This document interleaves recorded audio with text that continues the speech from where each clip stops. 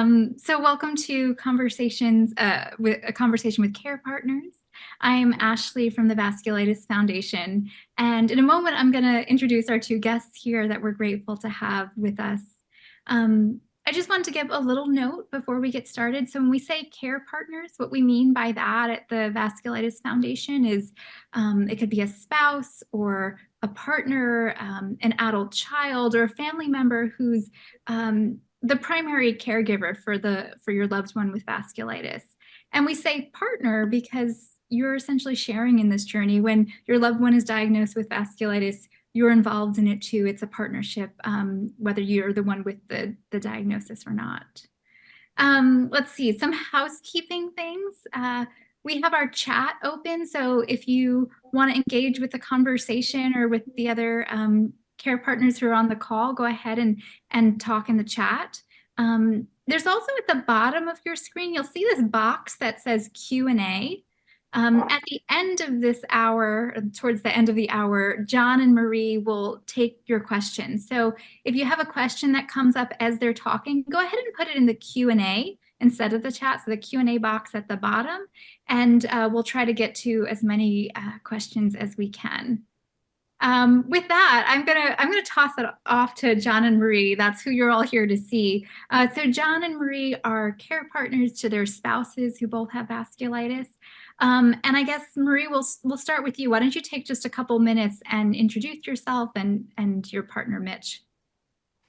Hi, I'm Marie Horowitz. My husband Mitch has MPA vasculitis. We live on Long Island, New York. We're both retired. I'm a retired nurse. He's a retired pharmacist. And he was diagnosed in April of 2021, so in the midst of the pandemic. So do you want me to give a brief summary of his disease, his progress? So what's happened with him is he was initially just had some shortness of breath. We had no idea what was going on with him.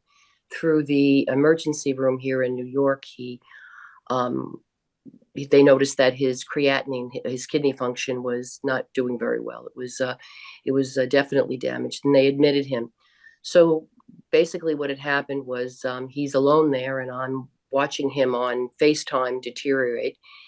And his kidney, he went into acute kidney failure. Basically, what I encountered was many doctors who really didn't know what was going on with him, and one that did, but I didn't have much I didn't really talk to him much because he was the attending, and this was the time when you weren't in the hospital at all. So we found out that he had they had told me that more than likely this glomerular nephritis was caused by a anchor vasculitis, which I had no idea what that meant. And then I quickly found out that there was a few other doctors that really didn't understand that either. And my daughter very quickly was able to find the Vasculitis Foundation and found out a lot of information for us right away. So Mitch was started on treatment right away, and he was put on steroids and Cytoxan, and then immediately developed a DVT and also a bowel perforation, which required him to have emergency surgery and a colostomy. And so we had a really rocky start in the beginning, but he did, although he was very, very sick and we really didn't know what was going to happen, he did pull through all of that wonderfully and responded to treatment and did pretty well, but his kidney function never came back. So what happened in May of 22, he had a kidney transplant. And now his kidney function is very good, and he's in remission with the MPA, and things are starting. I guess it'll be 2 years this May of the transplant, and our lives are new normal, which I guess we'll talk about that, what that means. But our life at our new normal is really, really nice. We're traveling again. We have we have to change things because Mitch tires easily, but things are going very well for us. And I just have to jump in, Marie, were you the one who donated the kidney? Yes, I am. I figured that was important to mention. You just glossed over that, but I wanted to give you some. Yeah, I was. They thought I was too old initially, and I would definitely be somewhat medically compromised. But I'm very lucky that I come from good Irish stock, that that I didn't have any hypertension, prediabetes, or anything. So they were able to use my kidney, and we were a match, which is pretty remarkable. Mm. So, Yeah. yeah. Well, thank you for sharing, Marie. John, why don't you go ahead and share? Hi, everyone. My name's John Landis. I'm married to Anna Ruth Diller. Some of you might know her. She has Takayatsu's arteritis, which is vasculitis that specifically kind of targets the carotid arteries, the aortic loop, and some of the other more important, uh, larger arteries in her body. She has always had underlying medical, I guess, issues her entire life. But in September of 2021, it really kind of came to a head with some ER visits and things like that. So um, we were fortunate enough to have a pretty, I guess you'd say, forward-thinking primary care doctor who was like, something's not right here. I remember a question like this from medical school that seemed relevant, and it went pretty well for us. Getting a diagnosis is usually difficult, so that happened in 2021. 2020, it took till 2022 until we kind of figured out a treatment that's been ongoing. She had infusions of Remicade. That has not, we'll get into that, but that has not since worked out very well. She went into anaphylactic shock for the third time now, and the doctors are yanking her off that treatment. So our path forward is a little bit unknown right now, but we're going to see what else we can do. Other than that, yeah, we'll dig in. We'll go deeper. Yeah, it's so hard to be in those murky waters when you're not quite sure in terms of medication, what to do, what's going to work for her. And I'm sure we'll touch on that a little bit later. The place I wanted to start with, and we'll get to some more personal things, but is about advocating for your loved one as a care partner. And Marie, I'll start with you, and John, of course, you can go jump in at any point. But so Marie, you're a nurse, a retired nurse, and you had said to me when we had spoken last time that you sometimes had to say, like, to the doctor, you may know more than me medically, but I know my husband. So what have you learned about advocating for Mitch with his vasculitis? I think that, the one thing is that it's important to advocate for them, but the other thing is while you're in the midst of it and things are so dramatic and they are so ill, is keeping your emotions in check so that they'll listen to you. And I found that a lot of times it was helpful to write things down, and I had like my checklists of things to talk to them and what to, and then to make sure that they understood that I am really trying to learn a lot about this illness. I mean, this is all I have to know about. I don't have to know about a lot of other things. So, as my husband always said, once people get a certain illness, you become experts in this because you're reading everything you can get your hands on. But I did find that, with the doctors that really mattered, so far, Mitch has been very, very lucky. They've been very attentive to listening to me when he couldn't advocate for himself. But I think the thing that happened as he got better, he was able to more and more advocate for himself, and also for me to push for that to happen. Like, you're ready to do that. You're ready to take care of it. Even, like I went to every appointment with him. I mean, we started out with him in a wheelchair, and then he had a walker, and then he had a cane, and now he's driving there and walking in on his own.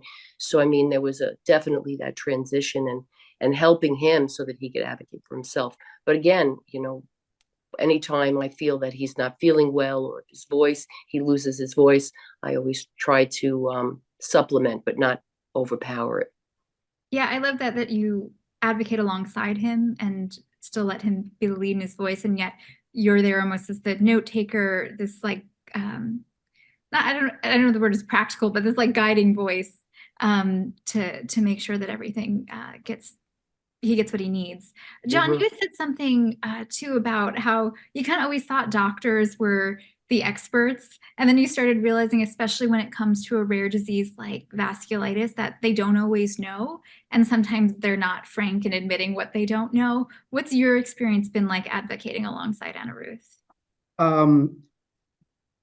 Anna Ruth does an amazing job advocating for herself. Marie, you put it perfectly, where you quickly become the expert on whatever issue you have, and Anna Ruth has entirely done that. So we have been fortunate enough to not find too many doctors that were kind of like maybe blowhards are the right term, Mhm. or too proud or anything like that. Like going into this with as rare as it is, and Anna Ruth works with one specialist at the NIH who is truly like the Dr. House of vasculitis. Um, but everybody else is humble enough to be like, look, we aren't experts in this. I had a question in medical school about it, or, I'm a Mhm. rheumatologist, but that doesn't mean that I know everything about talk. So they really, it's a more humble approach. I don't want to say hat in hand, but it really helps to work together towards treatment and goals and plans and things like that. I sort of also believe that it maybe helps with a little bit of the empathy, compassion, and maybe understanding on the ends of the doctors, because they know that this is uncharted territory for them, or this is new for them. I do feel like every doctor treats Anna Ruth as a kind of a case study, or a Mhm. little bit of a guinea pig. It's we were just in the ER, and they're working on getting her stabilized and figured out, and then they're like, would it be inappropriate if I asked you some questions? You Mm. know, and that's great. That's how doctors learn. That's how they know how to do better. But it definitely is. We have been fortunate enough, like I said, to not have too many doctors who were too big for their britches. So I think that really helps, and that was just luck, you know. Yeah, and then the ones that I came across a few. They weren't the attending physicians; they were more the fellows, or and they would say things. They would give me, when I'd ask the question, I knew that what the answer they gave me was not accurate. So instead of just saying I don't know, some of them had to say something. And I think that, as you said, we become experts, especially the patient, right? They become the expert, and they could weed that out right away. I mean, I see that with my husband. He can weed that right out. And luckily, we're lucky, just as you are, that in regards to the doctors, we've been, very lucky that he's got a good group taking care of him. Mm. I want to shift gears a little bit now.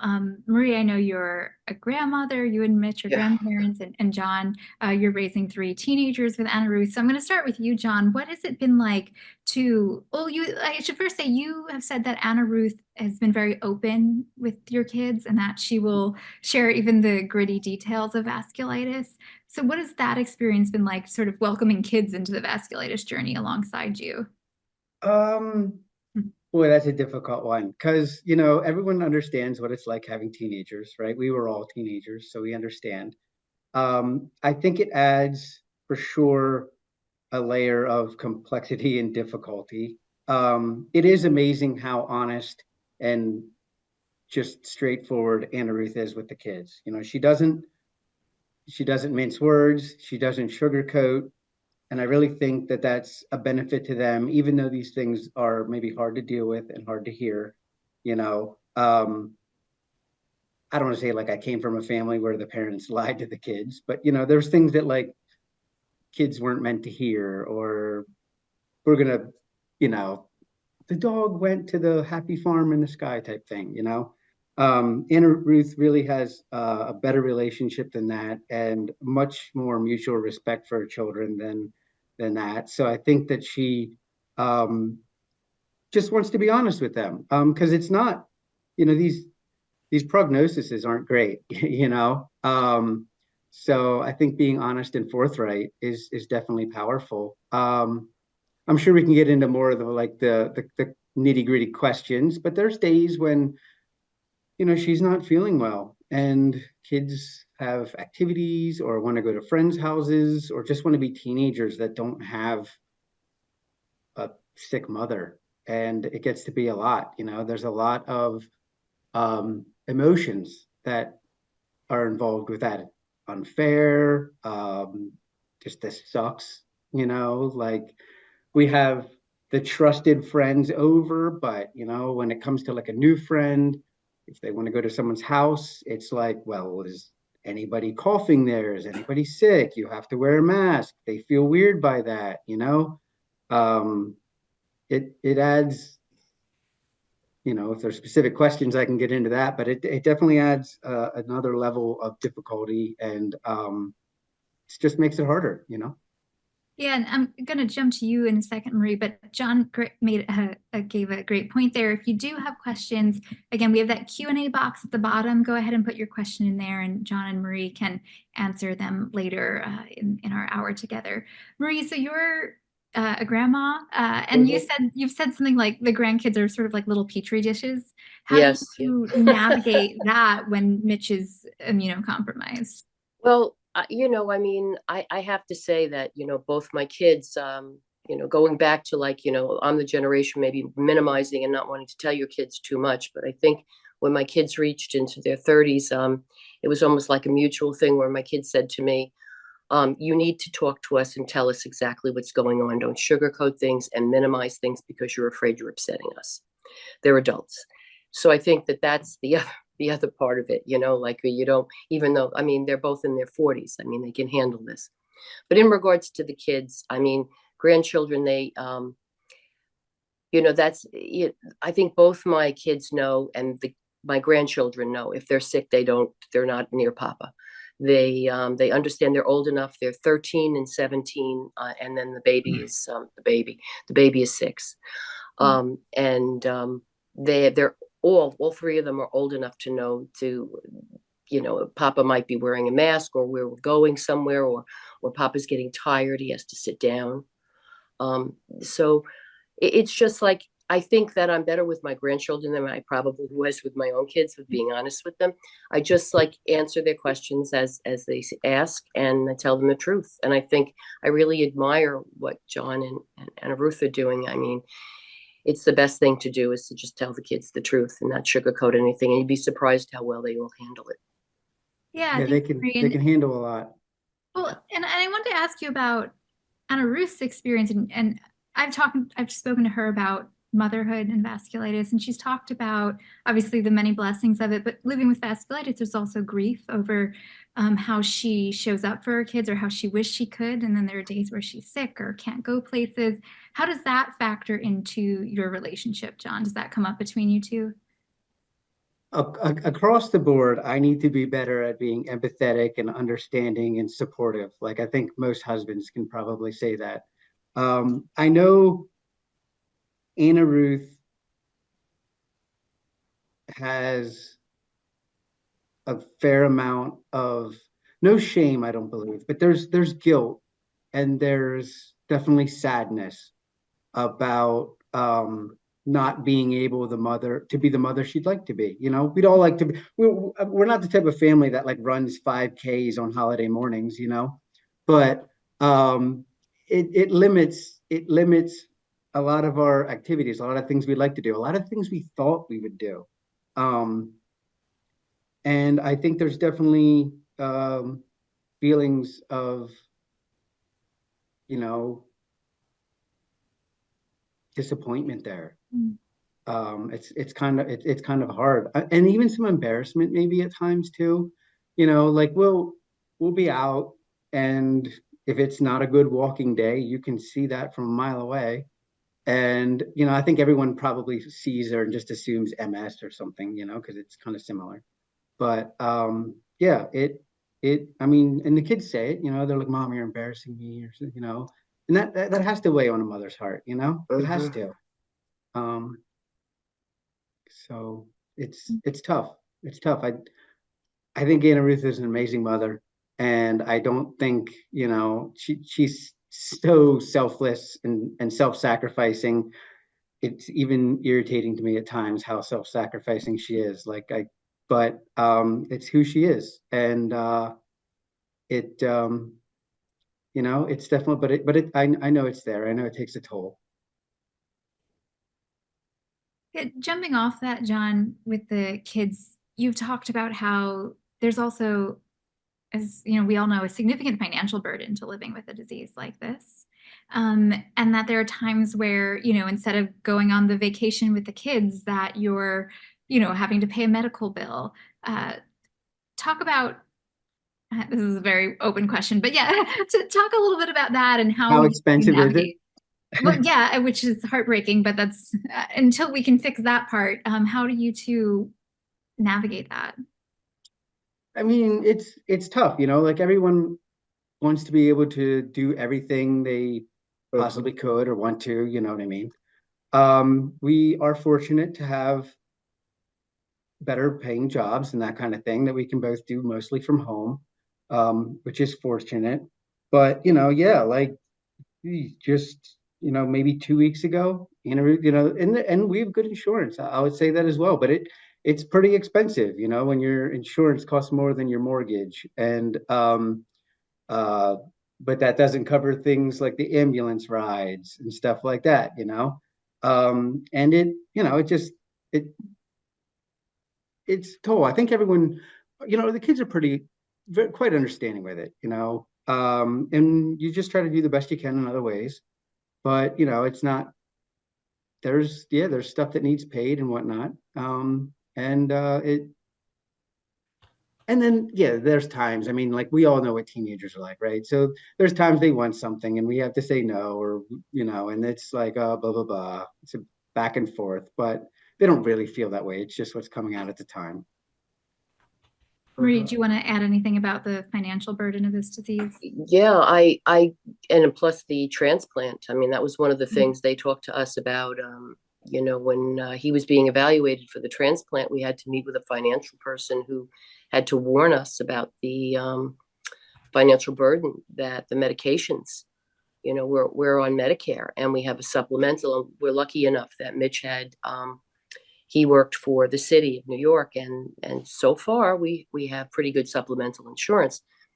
They're trying to change that now, but and you know, some of the medications are very expensive, and you know, you could see that.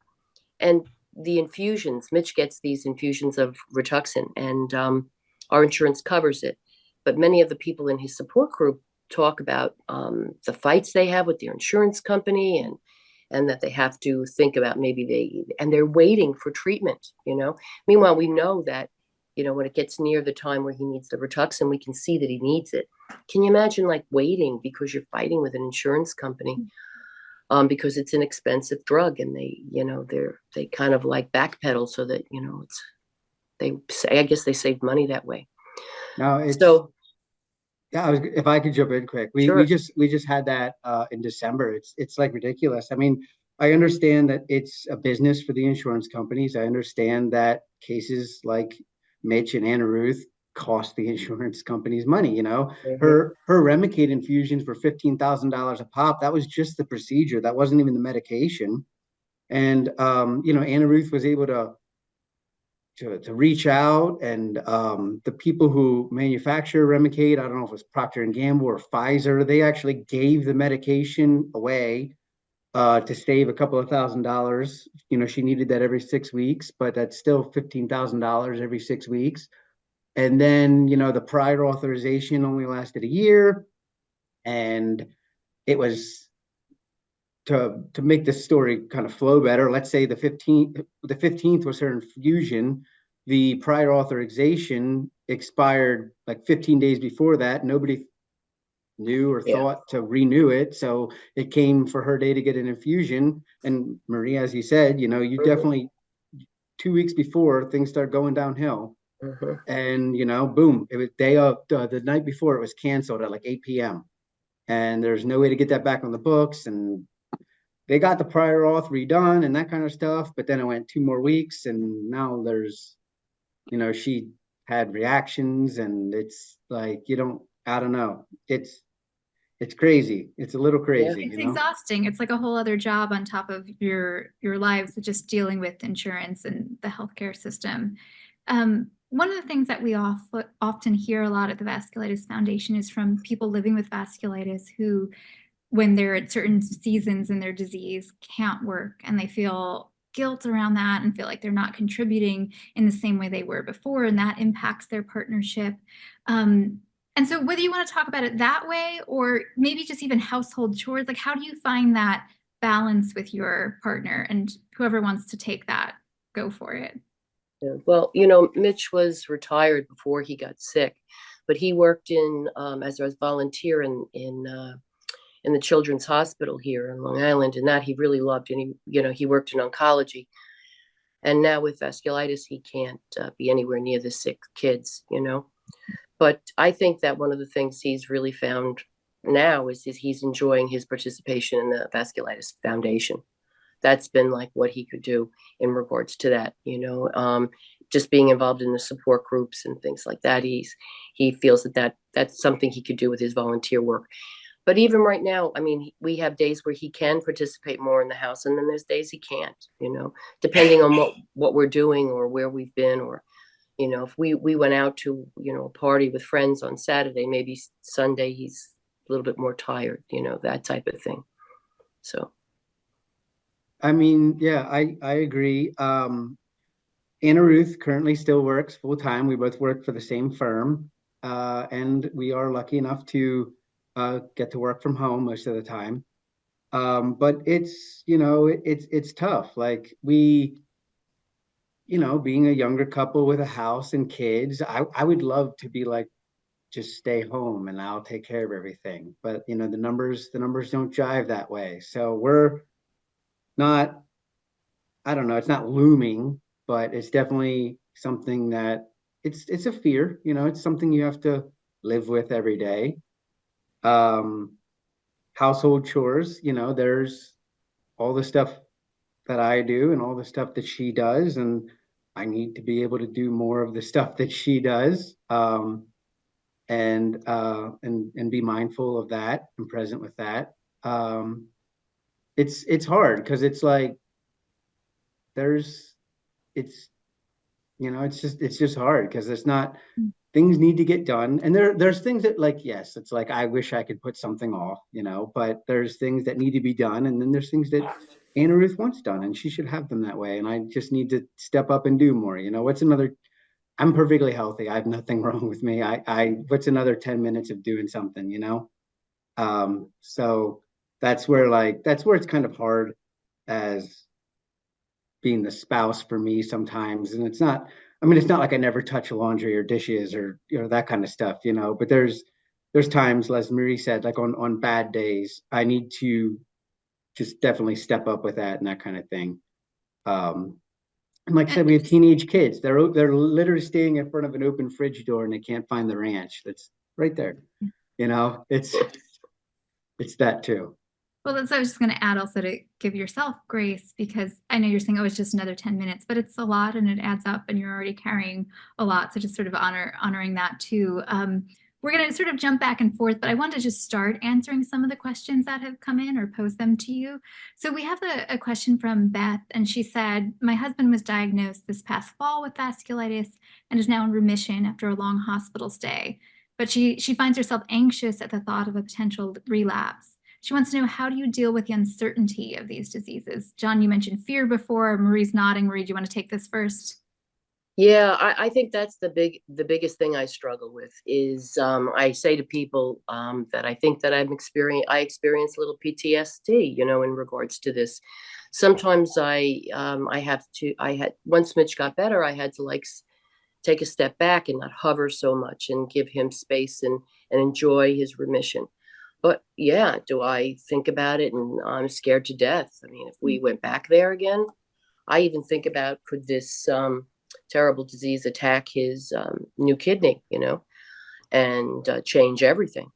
But, you try to, I think now that we know what he has and he has the follow-up and the blood work and this and that, we're much more on top of it. But I think that it's a valid fear, absolutely valid fear. John, Remission isn't exactly one that we have to worry about. Takayatsu's doesn't actually go into remission. The treatments maybe slow the progression, but as far as a remission, Takiatsu doesn't really, like I said, it doesn't have a remission. So at this point, what we are still trying to figure out is how to best mitigate and slow the progression of the Takiatsu. So Yeah, and to speak to another participant's question, which is, do you ever feel resentful that your spouse is sick? I just want to share something that I heard the other day. So I don't know if anyone knows Sandra Abravaya, her husband, Brian Wallach, is sort of Twitter famous. He has ALS. He was diagnosed in his 30s. So not vasculitis, but again, another thing that sort of shocks you. And she talks about being his primary caregiver. And she says she's honest with him about what it's like, that she says to him, Brian, this is hell, and I still love you. She talks about how it can feel like imprisonment. And she says that, you know, when you love as a caregiver, when you love your partner, sometimes you don't want to speak openly about the gory details because you don't want to hurt them or make them feel like a burden, but it can get pretty gory. And she feels like it's important, though, for caregivers to be able to speak this. One, because just with the healthcare system, like it can cost, she was saying, like $300,000 out of pocket to get the caregiving support that her family needs, and who can afford that kind of thing. But also just to like speak your truth. There's not really a question in there, but do either of you want to speak to that sort of energy that Sandra had shared? Well, I always say, like, I always know when I'm starting to feel somewhat resentful, maybe it's time for me to go get my nails done. you know Yeah. to do something for myself. Maybe go get a massage, or maybe go out to lunch with some friends or whatever, just the women. Yeah, I think that it's we're human. We're human. yeah, And I just real quick, Marie, how long have you and Mitch been married? it'll be 49 years. We're together 50. 49 years. Yeah. Anna Ruth and I have been together 6, married 3 this year. So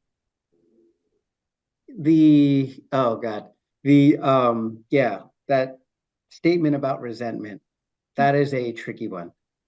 It's not Anna Ruth's fault. It's not anyone's fault. And there's no one or anything to blame.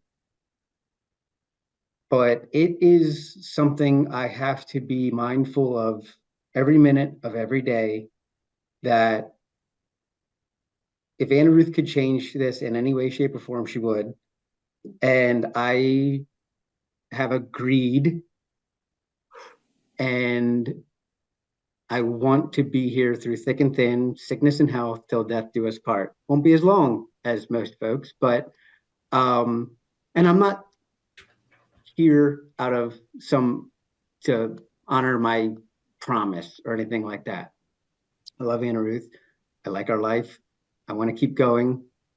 And it's important to me to be here. So I think we all get burdens, every single one of us. What they are, you never know. You know when you get there, and that's just what this is for us, But I do try to remind myself that, like, this. It's not fair to harbor resentment for something that someone can't do anything about, So I try to just sort of remind myself of that almost every minute of every day,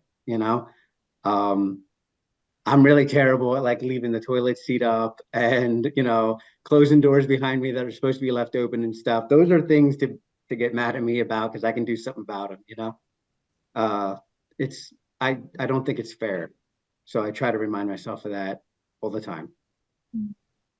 Marie had shared that when she's feeling resentful, that maybe she gets her nails done or she'll meet with friends to take care of herself. John, what are some of the things you do to practice self-care? That's when I have business trips. No. I really try to like step back and maybe remove myself from the situation, or, I don't know. I am not healthy the way that I channel my emotions and my feelings and that kind of stuff. I grew up in that kind of family. Like, we bottled up our feelings and turned them into pancreas cancer. So I don't know. Is it healthy? Probably not. I do go to a therapist. I have therapists, stuff like that. But I have work, I have things to keep myself busy and preoccupied. I'm an engineer, so I'm always thinking about stupid stuff. So we have a boat, so I always have something to work on or think about or tinker with. So that helps. But And you're sort of joking before about business trips, but that's real. Like being able to step away and leave the space if you can, which is not possible for everyone. That can be a luxury. Marie, do you want to add anything about self-care? Well, I just think it's important, for the caregiver to find something that really gives you joy, away from the caregiving job, because this is the long haul. This is it. So Yeah, thank you both for sharing that, because it is, you're carrying a lot too. Like I said at the beginning, you're a partner in this because even though you're not the one with the diagnosis, you're still living with vasculitis in lots of ways. I want to just jump to another question, just again to make sure we fit those in. And if people have more questions, go ahead and please put them in the Q&A box. But this one is from Ruth. She says, first timer, her daughter was diagnosed in 2017 at age 18. And she's wondering how to support her daughter emotionally and support her through chronic fatigue, especially her daughter's young, like how to help her make the most of her youth and cope, achieve her dreams. How do you support your loved one through living their purpose and also sometimes struggling, like not having the energy to do the things they want to each day? And that's for whoever wants to answer. I think you find little clever go-arounds or hacks, things like that, like life is all about finding solutions to issues, or problems. So there's oh, man, I don't want to say like it's a coffin nail. It just makes you have to look at things a little different. It kind of is a coffin nail. That's not really honest. Um, it just means you have to think about things a little bit different. You have to look at them a little differently. You find a way. You get creative. Um, Anna Ruth's amazing with this kind of thing. Like whether it be, oh man, she's just so creative and quick on her feet when it comes to finding solutions to what seems like a closed door. But yeah, you'll get real creative. You'll figure things out. You'll look at maybe the traditional or normal way to do something and figure out how to make it work. I can't even imagine with an 18-year-old. It makes me think about, there was one of the caregivers and one of the support groups talked about sending their child off to college. And I thought it was tremendous that this mother was able to do that in spite of all this. And because that's what a kid needs, has vasculitis. And if they're able to maintain it, I mean, if they're stable enough to do this. And all the resources were there for her in regards to the doctors where the school was. But the kid actually went away to college, which I thought was admirable. The mother could do that. Yeah, having been, I don't want to believe that college was that far behind me, but it's a lot of social, it's a lot of there's a lot of social aspects to growing up that are very important. And you'll be all right. You just have to like be smart about it, wear a mask. It's honestly, that's kind of the one thing that COVID really helped with, is that it's not weird anymore to wear a mask. It's kind of understood. People might look at you and be like, oh, the person's crazy or something like that. But it would have been a lot different and I think a lot more awkward, if that's the right word, prior COVID for the masking and things like that. But be smart. I mean, we still sanitize all of our groceries when they come into the house and things like that. We have to be mindful of everything. So yeah, it depends. It all depends. You'll get through. You'll figure it out. Yeah. I wish there was like answers, right, Marie? Like there's nothing like, okay, start on the top of the list and just work your way down. It's like not like that. Every situation is organic and everyone takes its own unique. I'm an engineer. We always ask the 5 whys, like what's the problem? How, why? And it's just like you literally do that with everything. Yeah, Just I'm keep glad you figuring said it that. out. Oh, yeah, yeah, there is so much uncertainty. And I think when we come together in the vasculitis community as care partners, as humans outside of this, it's like we're not necessarily here, even this conversation today, to like provide specific answers or to act like you two are, you're wonderfully wise and have been through this, but not that anyone's an expert in this, but sometimes just accompanying each other through the hard part somehow is comforting. And that we can't sort of give people the answers, but trusting that, like you said, John, somehow you continue to find your way through, and Marie agreeing in that uncertainty. I want to bring up another question from the Q&A, and this one is just to honor someone. She said, or she or he says, I'm a patient without a caregiver. So just to acknowledge that reality, and how do I convey the seriousness of vasculitis to my employer and family members? So I don't know if either of you have had experience with your loved one trying to talk to either family or an employer about the disease, especially when basically no one knows what it is.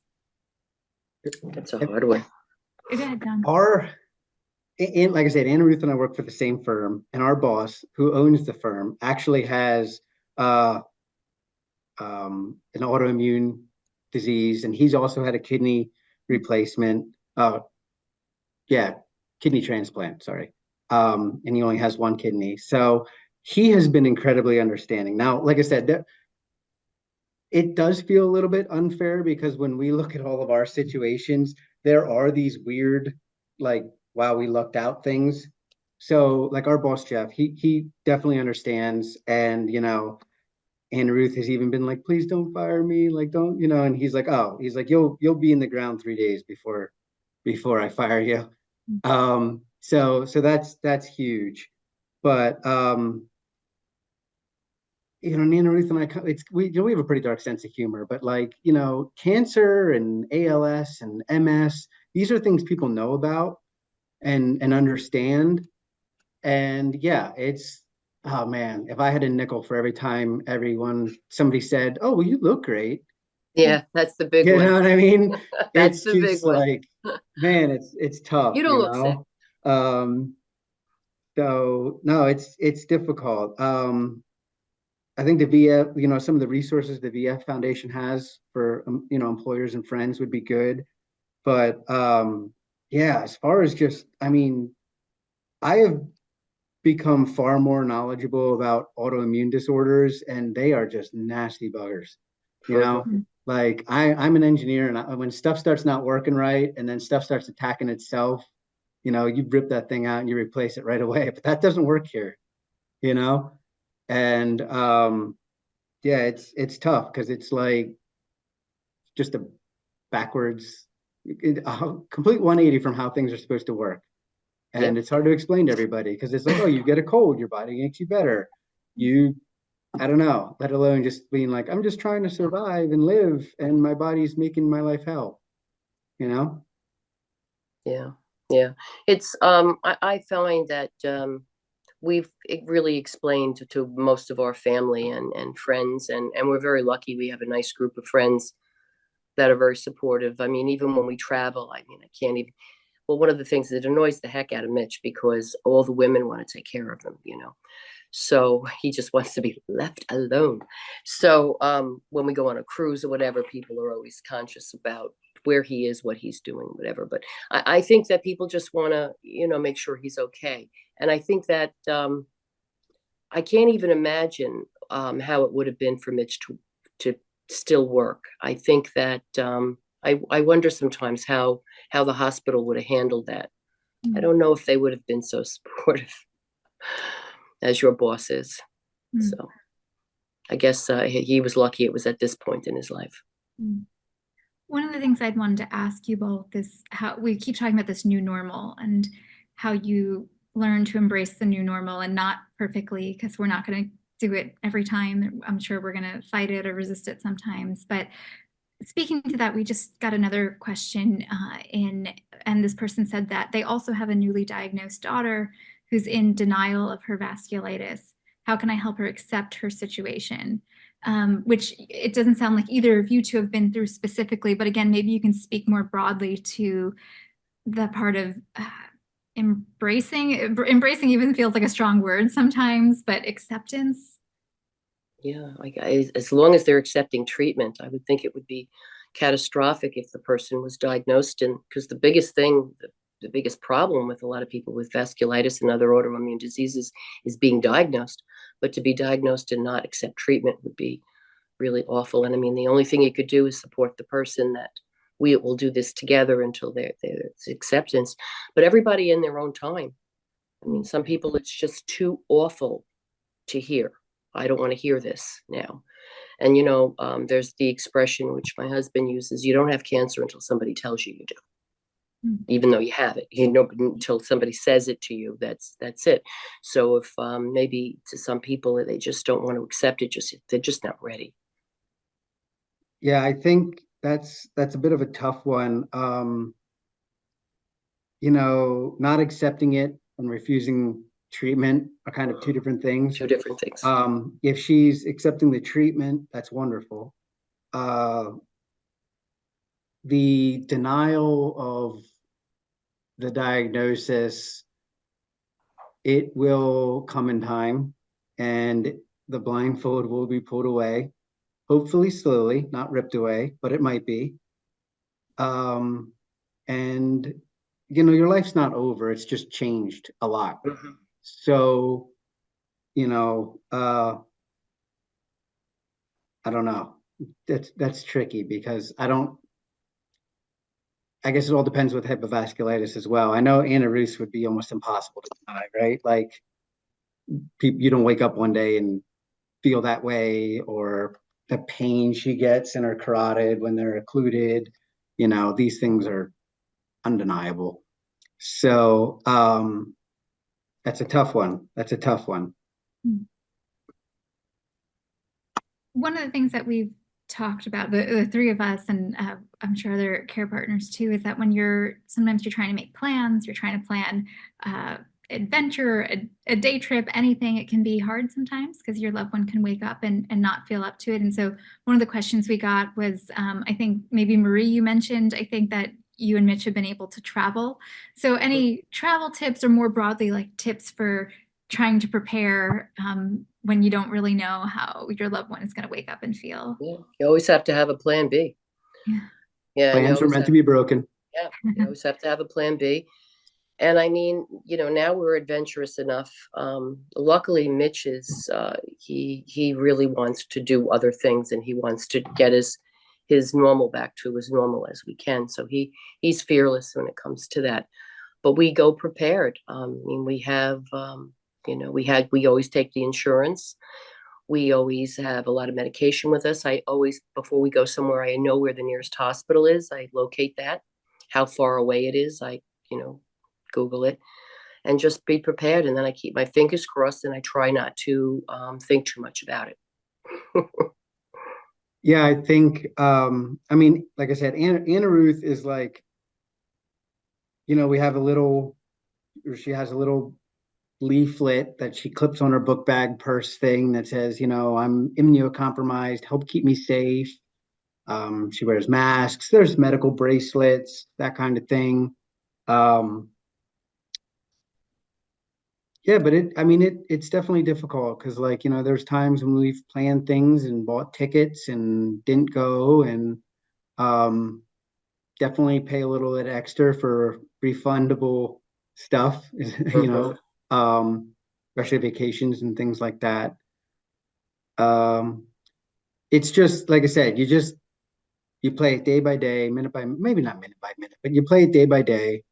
And, you just hope for the best and how it works out, Not really, I don't want to say plan for the worst because that sounds so gloom and doom, but you got to roll with it, right? Life's about and rolling with the punches. put a plan in place. I mean, that's the thing. I mean, you just have to do that. Yeah, I think it's a great idea. Oh, no, I was just gonna say, like, the plan B, have a plan, and roll with it, John, like you said. Yeah. Yeah, and there's things that are a little unfortunate. Like I said, Anna Ruth had a really bad reaction the last time she went in for the infusion. So now we're back in the starting line as far as figuring out a treatment. But it might be weekly actual like injections that I do or she does, or, a lot of these treatments are, there's things about them that aren't necessarily pleasant, but can be worked around, like we kind of had these ideas we were going to take the sailboat all over the world. Well, her medication needs frozen or she'll need an infusion every 4 weeks. Things like that get a little tricky. Vacations, stuff like that. You do a lot of planning, a lot of calendar dates, you know. Yeah, we recently at the VF had a workshop that was improv for vasculitis, and it was sort of like, why improv? But because the central tenet behind that is to say yes, and someone presents you with a scenario, and even if it's not the one you asked for or planned for, you got to say yes to it. And like, how do you move forward with it? How do you you can't, with vasculitis, it's usually one of those things that you can't just forget about or let go of or move past. So how do you move forward with it? I'm gonna, hopefully we can fit in one more Q&A question, and I've got one more question for each of you. So this Q&A question is about, we sort of touched on it a little bit earlier, but if you're trying to explain vasculitis to someone who doesn't know, and this person says, I try to explain why my husband looks great but isn't. And I found that explaining it in comparison to something they do understand, like cancer, helps. Have you had any success with this, or any tips for comparison, or what you do to help people sort of begin to wrap their minds around it? Whoever wants to take this. Well, I can just say that, I think that's a good way to do it, to put it together with something like, maybe say with cancer, when somebody's in remission, how they're doing well, but they can always, anything can turn on a dime, as far as how they're feeling. But I haven't done that. I usually try to explain to people exactly what vasculitis is, and that, one of the expressions we use is, it's the gift that keeps on giving.